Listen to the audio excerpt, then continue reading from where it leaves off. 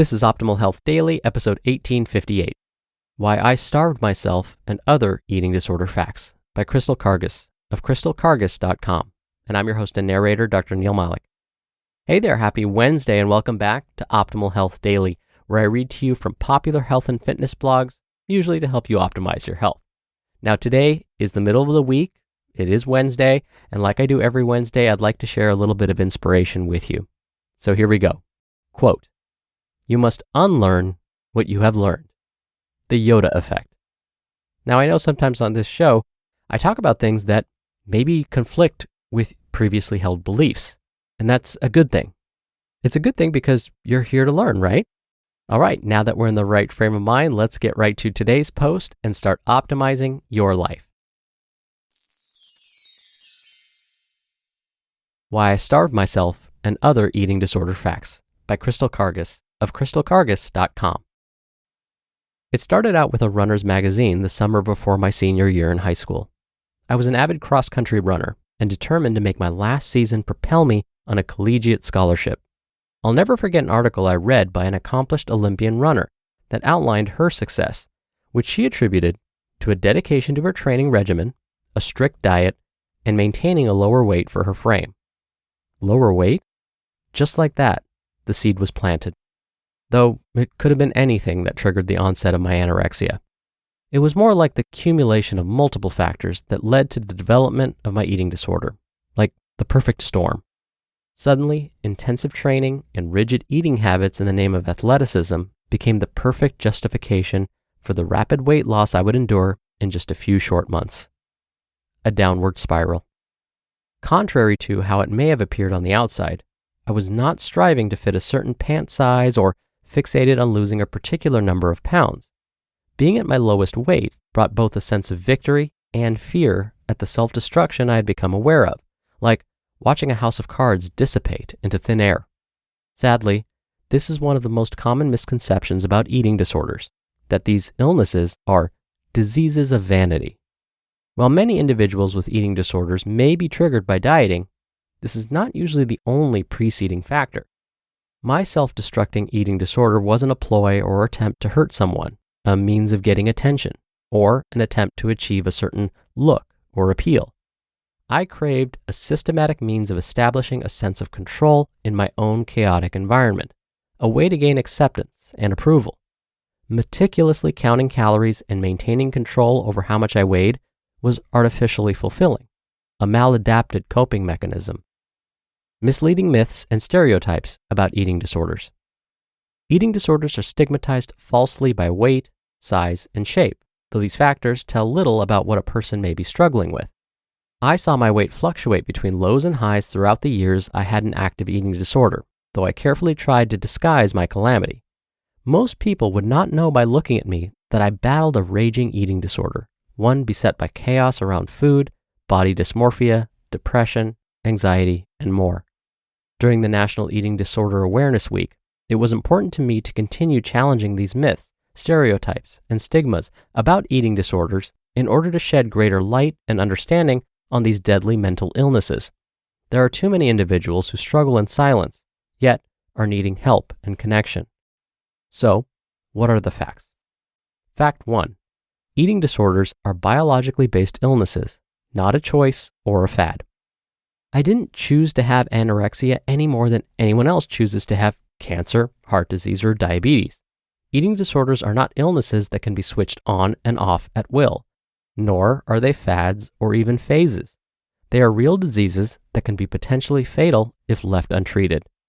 Anorexia alone has the highest mortality of all psychiatric illnesses. Anorexia, like other eating disorders, is not caused by one single factor like the media, nor can it be blamed on anyone or anything. Research has shown that eating disorders are heavily influenced by biological factors like genetics and neurobiology.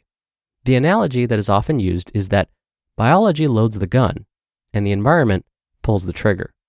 In my own case, I think I had certain biological factors that made me susceptible to developing an eating disorder, such as some personality traits and characteristics. Participating in a sport that emphasized heavy training and competitiveness could have served as an environmental trigger, as did other normal stressors that were difficult for me to cope with, like transitioning to college and so forth. Other environmental triggers might include the submersion and exposure to diet culture, experience of trauma, and more. Fact 2. Just eat more is not a cure. On the surface, eating disorders seem like a food problem, and well-meaning and concerned loved ones are desperate to help fix the issue. If you could only eat more, or just try to eat more of that, are commonly expressed, unfortunately with little impact. Eating disorders are complex illnesses, therefore treatment approaches must also be comprehensive. Sadly, in a malnourished state resulting from an eating disorder, cognitive abilities are severely hindered, meaning a person with an eating disorder does not have the mental capacity to make choices that are going to benefit their health and well-being, including something as basic as eating. Trying to reason with or persuade a person with anorexia to just eat is sadly a wasted and futile effort.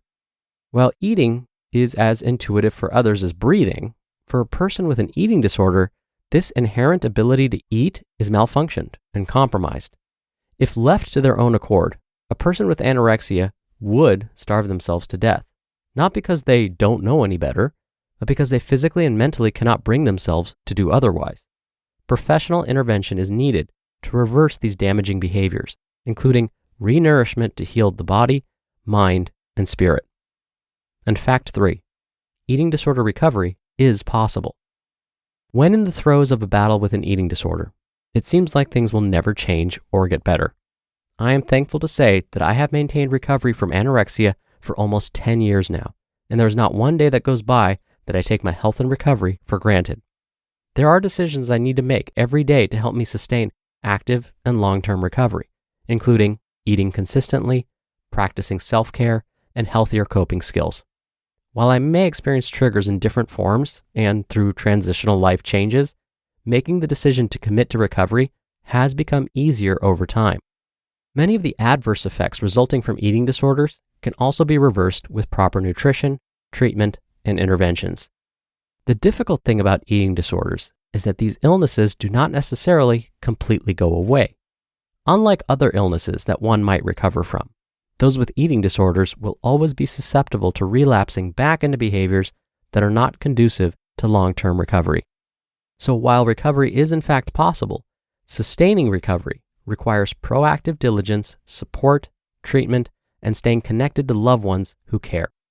Relapse is also part of the journey, so having adequate support can help you get back on track should this occur. My encouragement for others. I understand firsthand the excruciating struggle with an eating disorder, the pain and hurt that it's caused, not just individually, but to those that were closest to me.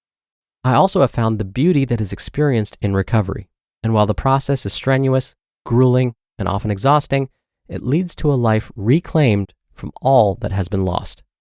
Eating disorders are isolating and devastating, but it does not need to end here.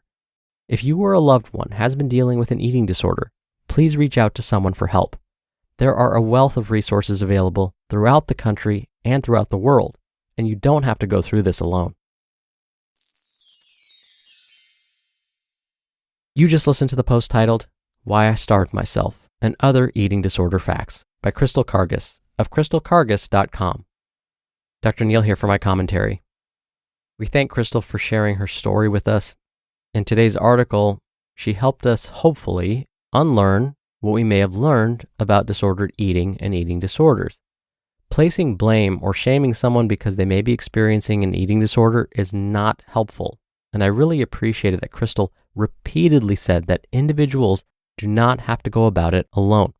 Getting professional support can do wonders. It may not be a cure. Relapses still happen, as Crystal said, but professional help can bring someone closer to living their best life. All right, that'll do it for another edition of Optimal Health Daily. Thank you so much for listening, and I'll see you back here tomorrow where your optimal life awaits.